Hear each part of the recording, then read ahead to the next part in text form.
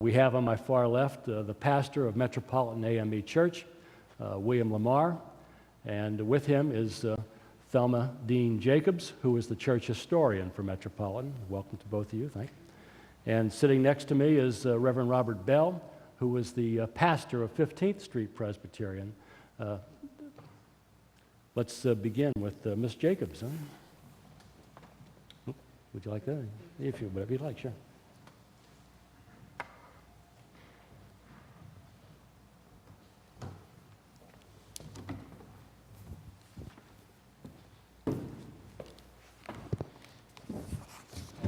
Good afternoon. It's an honor to be here and a part of this 100th commemoration. Oh. Thank you, thank you, thank you. Oh.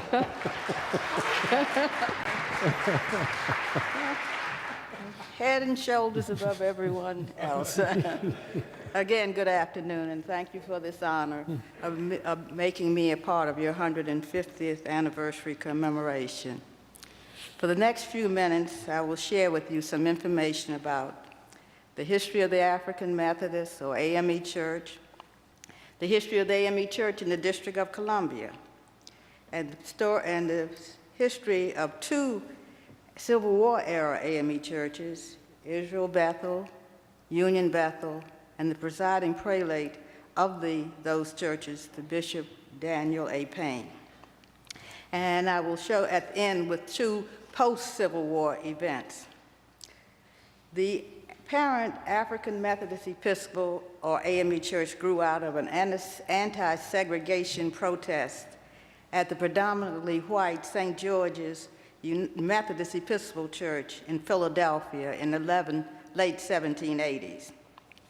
One Sunday, the black members of St. George were told they could no longer occupy their pews on the main floor of the sanctuary. Henceforth, they would have to sit in the balcony. Upon hearing this directive, a group of the blacks from St. George's, under the leadership of Reverend Richard Allen, walked out and formed their own church, which they called Bethel Methodist Episcopal Church. By 1794, Reverend Allen and his group of followers had purchased property and had constructed a church in Philadelphia. It was the first black Methodist church in the city. In 1816, Reverend Allen called a conference of black Methodists who were interested in forming an autonomous Methodist Episcopal denomination. Delegates came from Delaware, New Jersey, Pennsylvania, and Maryland to Philadelphia. When the conference concluded, the African Methodist Episcopal, or A.M.E. Church, had been organized, and Bishop Richard Allen was elected and consecrated the denomination's first prelate. In the District of Columbia, because of racial segregation, black members of Ebenezer Methodist Episcopal withdrew from that church in 1820. In 1822, these black members petitioned to become a part of the A.M.E. connection. Thus, the first A.M.E. church in this city, named Israel Bethel A.M.E., was created in 1822. A few years later, Israel Bethel was worshiping in an edifice at the foot of Capitol Hill. The Rayburn House office building now sits on that site. In 1838, members of Israel Bethel, residing west of the 14th Street Northwest and in Georgetown, organized an A.M.E. church in their neighborhood. These members felt it was a hardship for them to walk on unpaved, muddy, snowy, cold streets from their homes the 1 or 2 miles for services at Israel Bethel on Capitol Hill. The new church, located on M Street between 15th and 16th Street, was named Union Bethel A.M.E. Church. During the Civil War years, the presiding prelate of A.M.E. churches in Maryland and the District of Columbia was the Right Reverend Daniel A. Payne. Of the 4 churches in the city under his charge, Israel Bethel and Union Bethel were the largest. Israel Bethel, adjacent to the U.S. Capitol, was an especially politically active church. Bishop Payne and the church pastor, Reverend Henry McNeil Turner, were involved in local and national politics. In the spring of 1862, the legislation to emancipate the enslaved in the District of Columbia was working its way through Congress and on to President Abraham Lincoln for his signature. Reverend Turner preached sermons and made Israel Bethel A.M.E. Church available for meetings by supporters of the legislation. Further, Bishop Payne went to the White House in mid-April, met with the president, and spoke in support of the legislation. The Sunday after President Lincoln signed the manumission bill, there was a citywide worship service to celebrate the liberation. At the service, Bishop Payne preached a celebratory sermon, "Welcome to the Ransom." In this sermon, he stressed that liberation also brings with it the responsibility of good citizenship. The following year, Reverend Turner was a lead in the campaign that enabled blacks to serve in the Union Army. Reverend Turner's first Army recruits were young men from Israel Bethel A.M.E. congregation, from the Israel Bethel A.M.E. congregation. He also held recruiting drives at Union Bethel A.M.E. In the fall of 1863, Reverend Turner joined his recruits when he became the first black Union Army chaplain. Union Bethel A.M.E. Church was the scene of several historic events in 1862, 63, and 64. In August 1862, a white clergyman, the Reverend James Mitchell, described as, quote, the Commissioner of Immigration, convened a meeting of prominent black men at Union Bethel Church. The meeting topic was a proposal to transport free blacks and the formerly enslaved out of the United States.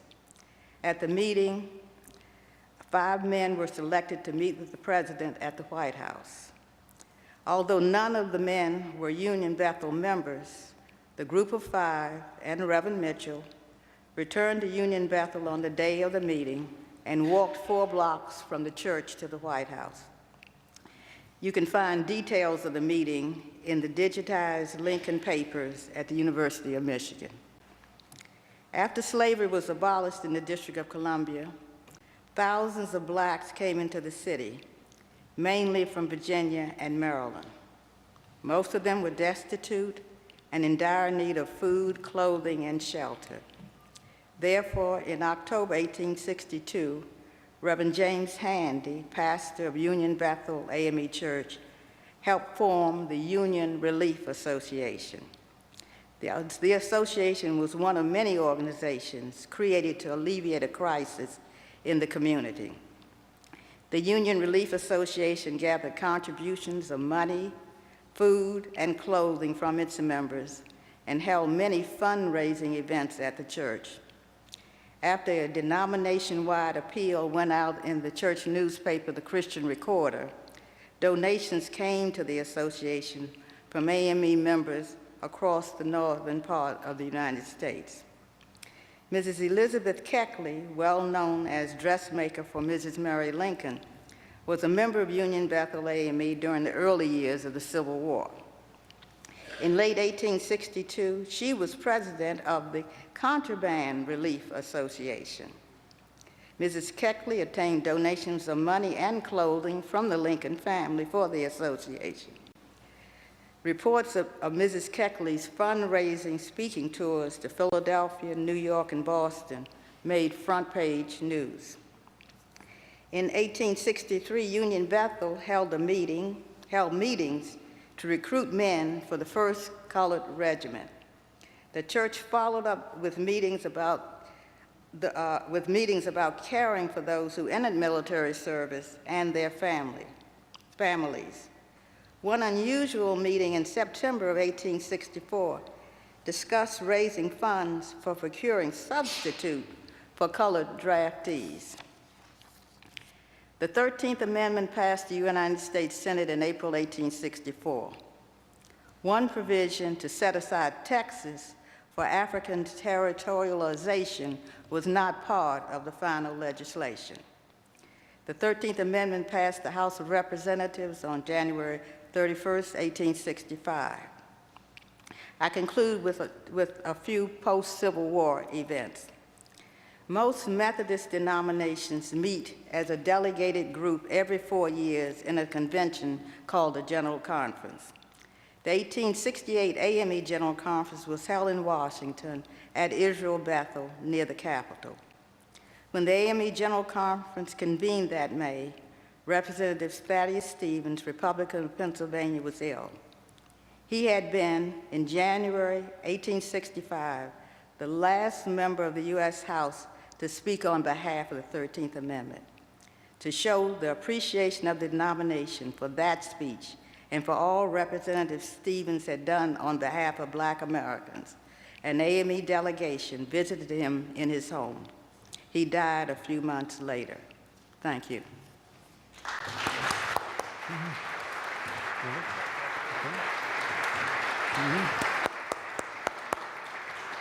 Thank you very much.